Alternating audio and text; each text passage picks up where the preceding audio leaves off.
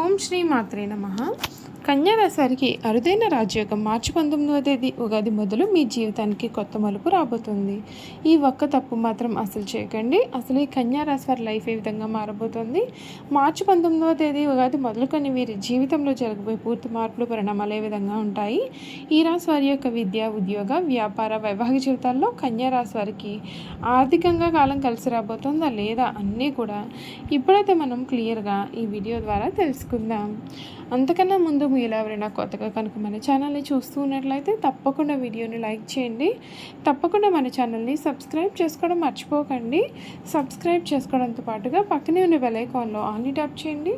ఈ విధంగా చేయడం ద్వారా మేము పెట్టే ప్రతి వీడియో కూడా మీకైతే నోటిఫికేషన్ రూపంలో కనబడుతుందండి. మీరు మిస్ కాకుండా మన వీడియోని చూడగలుగుతారు. అలాగే ఈ కన్యా రాశి వారి గురించి కూడా పూర్తి విషయాలు అయితే క్లియర్గా తెలుసుకుందాం. ఉత్తర పాల్గొని 2, 3, 4 పాదాలు, హస్త 1, 2, 3, 4 పాదాలు, చిత్త 1, 2 పాదాలు ఎవరైతే జన్మించారో వారు ఈ యొక్క కన్యా రాశికి చెందుతారు. ఈ రాశికి అధిపతి బుధుడు. ఈ రాశిని స్త్రీ రాశి అని, శుభరాశి అని, ద్విస్వభావ రాశి అని జ్యోతిష శాస్త్రం చెబుతోంది. ఈ రాశిలో జన్మించిన వారు పొడవుగా కాక పొట్టిగా కాకుండా మధ్యస్థమైనటువంటి శరీరాన్ని కలవారుగా ఉంటారు. వీరికి పొడవైన ముక్కు, విశాలమైనటువంటి నిద్ర, వెడల్పైనటువంటి భుజాలు ఉంటాయి. వీరు నెమ్మదిగా మాట్లాడే స్వభావాన్ని కలవారుగా ఉంటారు. కన్యా రాశి వారు ఎప్పుడు కూడా మృదుమధురంగా మాట్లాడతారు. ఏ విషయంలోనే లోతుగా పరిశీలించిన తర్వాత వీరు ఒక నిర్ణయానికి వస్తారు. తమ అభిప్రాయాలు తరచూ మార్చుకుంటూ ఉంటారు. తమ ఆలోచనలకు అనుగుణంగా వీరు వ్యవహరిస్తూ ఉంటారు. దేనిని కూడా వీరు అంత సులభంగా వదలరు. ప్రతి విషయాన్ని 1కి 2 సార్లు ఆలోచిస్తారు. ఈ రాశి వారి ముఖ్య లక్షణం ప్రతి దానిని కూడా అనుమానించడం. దీనిని వీరికి వచ్చిన జన్మతో వచ్చిన సహజ లక్షణంగా కూడా చెప్పవచ్చు. ఏ విషయంలోనైనా సరే విచక్షణ ఉపయోగిస్తారు, కానీ వీరి మనసులో ఉన్నటువంటి ఆలోచనలు, అనుమానాలు బయట వారికి కనబడనీయకుండా దాచుకుంటారు.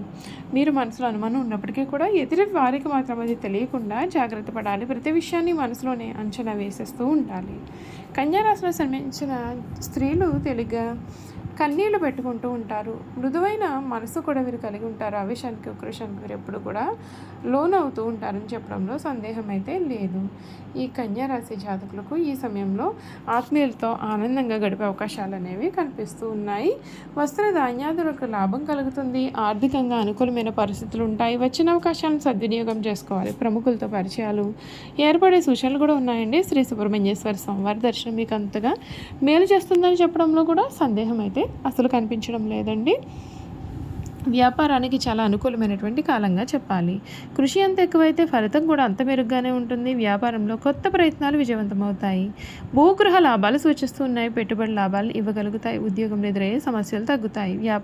వారం చివరిలో శుభప్రదమైన ఫలితాలు ఉంటాయి. శ్రీ మహాగణపతి స్మరణ మీకు అన్ని విధాలుగా మార్పులు చేస్తుందని చెప్పడంలో కూడా సందేహం అయితే లేదు.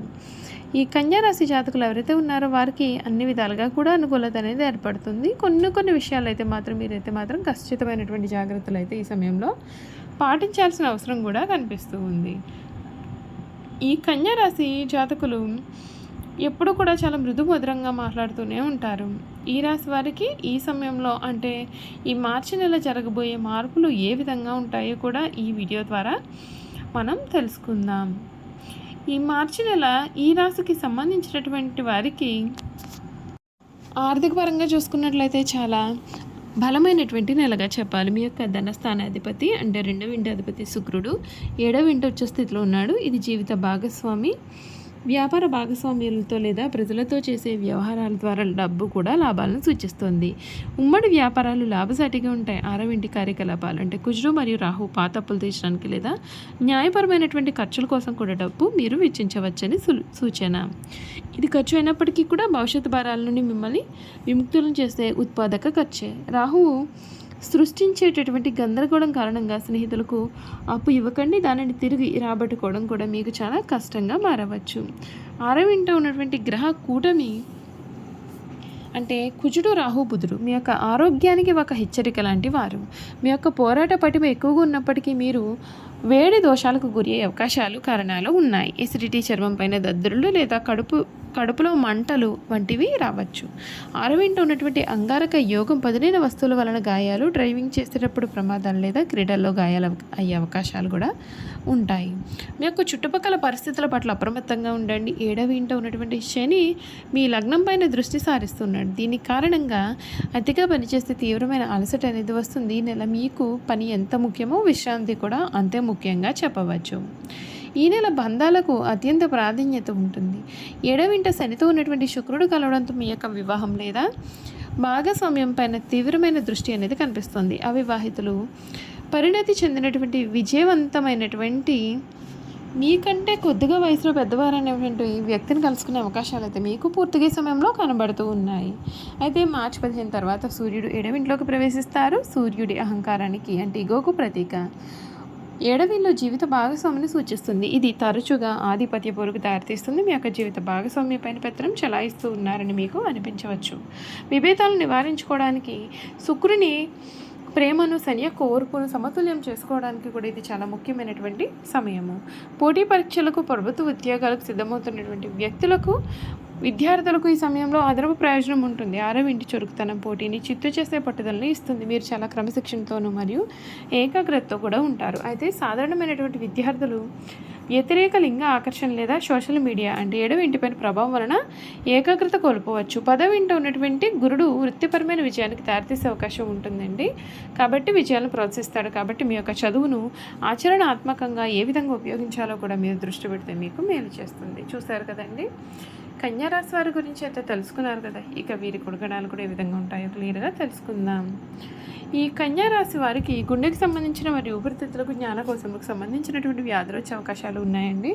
కావున ఈ రాశి వారి గురించి ప్రత్యేకమైన శ్రద్ధ వహించాలి. అంతేకాదు అప్పుడప్పుడు కూడా చర్మ వ్యాధులు కూడా బాధించవచ్చు. ఆరోగ్యానికి సంబంధించిన దిగులు ఈ రాశి వారిలో అధికంగా ఉంటుంది. అంతేకాదు నిరుత్సాహం కూడా ఎక్కువగానే ఉంటుంది.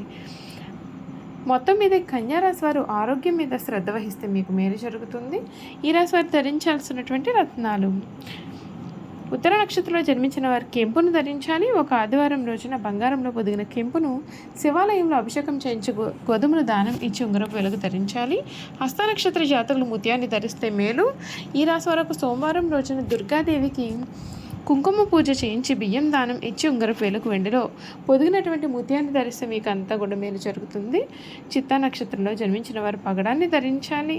మంగళవారం రోజున సుబ్రహ్మణ్య స్వామికి అష్టోత్తర చేయించుకొని పూజించుకోవాలి. కందులు దానం చేసినా సరే అంతా కూడా మంచి జరుగుతుంది.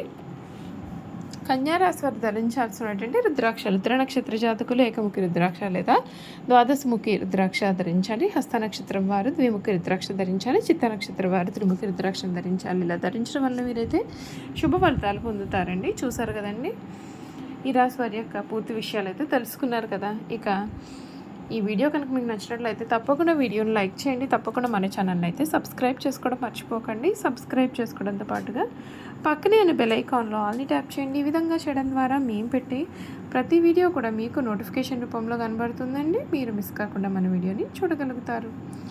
Thank you for watching.